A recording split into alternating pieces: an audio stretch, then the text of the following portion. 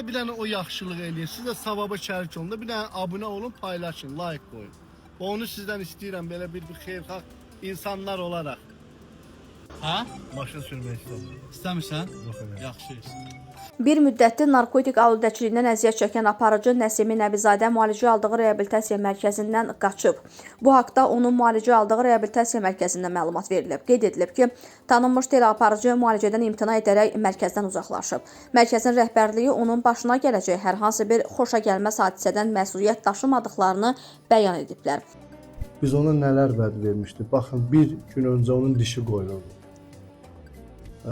Həccə bitirdikdən sonra 2 ay sonra həccə gedirik birlikdə. Ona maşın hədiyyəsi var idi. İşlə təmin olunmaq və zəfər günü onun toyudur. Rəhbərliyin sözlərinə görə Nəsimi Nəbizadə gəzinti zamanı yaranan fürsətdən istifadə edərək nəzarətdən kənar şəkildə ərazidən uzaqlaşıb. Orada restoranda oturub yemək yeyəcəyimiz süfrədə mən üzr istəyirəm, ayaq yoluna getdim. Qayıtdım ki, Nəsim mənim yoxdur.